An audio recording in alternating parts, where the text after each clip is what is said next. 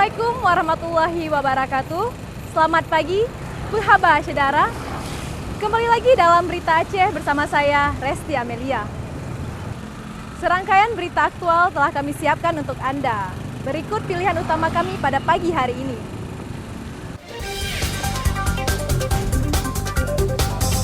Satu warga Bangladesh dan dua lainnya warga Myanmar mulai diadili dalam kasus penyelundupan imigran Rohingya.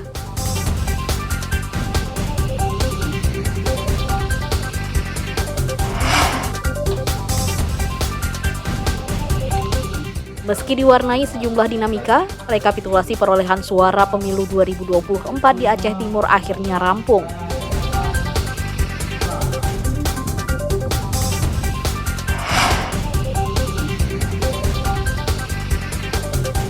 Sejumlah calon jemaah haji Aceh Banda Aceh mengikuti manasik haji dengan berpindah ke beberapa lokasi.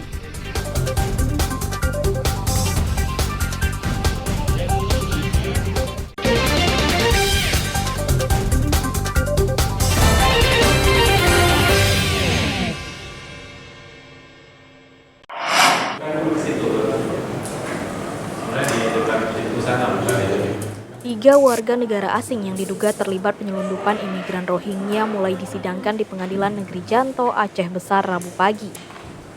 Seorang warga Bangladesh dan dua warga Myanmar didakwa menyelundupkan imigran ilegal asal Rohingya ke Provinsi Aceh. Dakwaan yang ditujukan kepada ketiga terdakwa yakni Habibul Bashar dan Muhammad Amin, keduanya imigran Rohingya asal Myanmar, dan Anisul Haq, warga negara Bangladesh.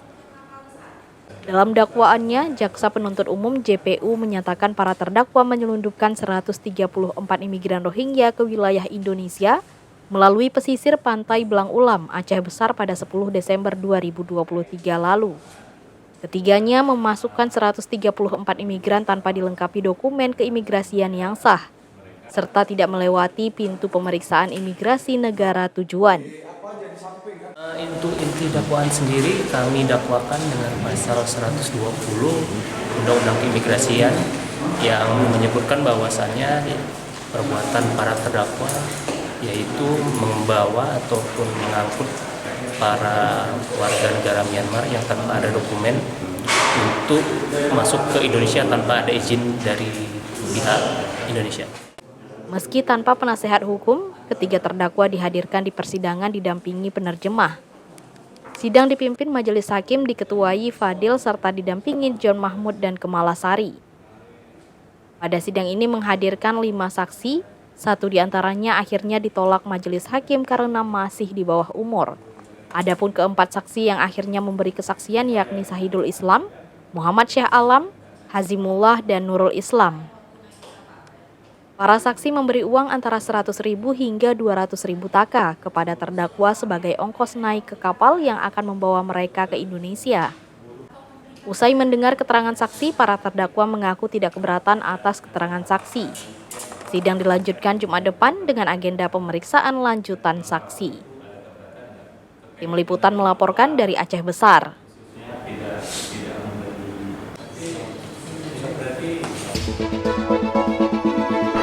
Kita ingin kesulitan ini berubah menjadi kemudahan. Saya komit, saya siap melanjutkan semua strategi untuk menjaga demokrasi berjalan dengan baik.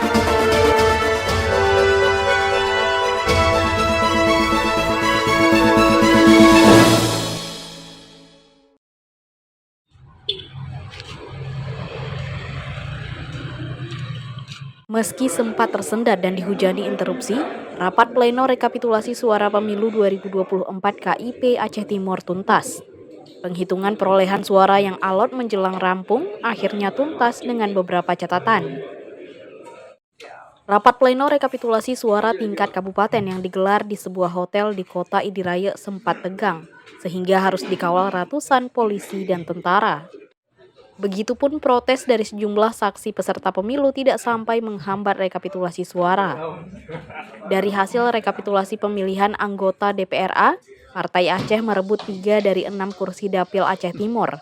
Sedangkan Gerindra, Nasdem, dan PKB masing-masing meraih 1 kursi DPR provinsi. Namun rekapitulasi perolehan suara sempat terkendala teknis selama 4 jam, mengecewakan sejumlah saksi parpol peserta pemilu. Kendalanya mungkin ada sedikit kejanggalan ya. Katanya sih error sistem, baik dari segi alat, contoh kayak tadi itu salah print, printer, padahal itu kan hal yang biasa dan harus dengan keterlambatan kayak gini kita merasa kecewa. Ketua KIP Aceh Timur, Yusri, mengakui sejumlah dinamika terjadi saat rapat pleno rekapitulasi suara. Namun pleno rekapitulasi suara akhirnya tuntas juga. Alhamdulillah, rekapitulasi perhitungan suara untuk Kabupaten Aceh Timur untuk pemilu tahun 2024 itu berjalan lancar, tidak ada masalah. Memang ada sedikit protes dari peserta pemilu wajah. Kendala yang kami alami tadi adalah kerusakan pada teknis, yaitu masalah printer. Ketua KIP meminta para peserta pemilu yang keberatan terhadap penetapan hasil perolehan suara dapat menempuh jalur hukum. Tim Liputan melaporkan dari Aceh Timur.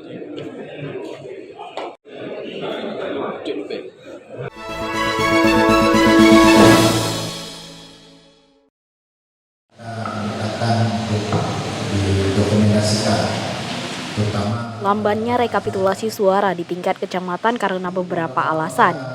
Kesalahan memasukkan data ke aplikasi Sirekap merupakan salah satu catatan penting pembahasan pada rekapitulasi penghitungan perolehan suara pemilu 2024 di KIP Aceh Besar.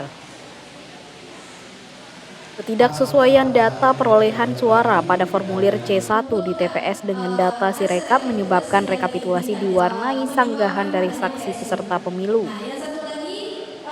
Panitia Pemilihan Kecamatan PPK mengungkapkan kesalahan prosedur oleh KPPS akibat memasukkan form C plano ke semua jenis kotak suara. Sehingga petugas PPK atas rekomendasi Panwascam terpaksa membuka kembali kotak suara. Perbaikan itu penyempurnaan angka di mana ada 1-2 yang suaranya salah input, di mana misalnya suaranya ke nomor 1 terinputnya ke nomor 2. Ini terjadi kekeliruan di tingkat KPPS begitu ya. Perbedaan perolehan suara antara formulir C1 dengan data dalam aplikasi Sirekap tidak sampai mengganggu rekapitulasi suara karena langsung dikoreksi. Sehingga dari 1.624 TPS yang tersebar di Aceh Besar, hanya 1 TPS yang harus digelar pemungutan suara ulang. Tim Liputan melaporkan dari Aceh Besar.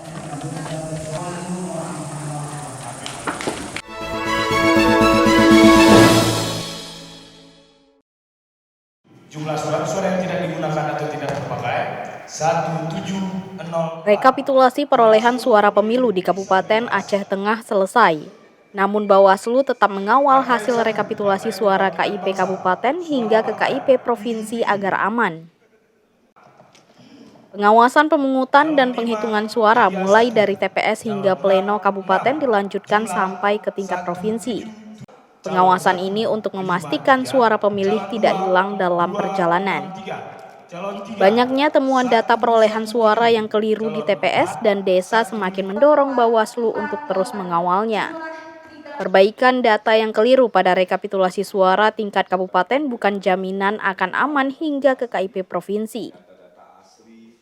Kami dari Bawaslu terus mengawal proses penghitungan ini, mulai dari tingkat desa, TPS, hingga kecamatan, dan kemudian kemarin kita telah selesai melakukan proses pengawasan di tingkat kabupaten, yaitu pada tanggal 24 hingga tanggal 28, dan kemudian dokumennya tetap kita awasi, diantar ke provinsi agar tidak berubah data yang telah kita lakukan, kita kawal dari proses awal hingga akhir.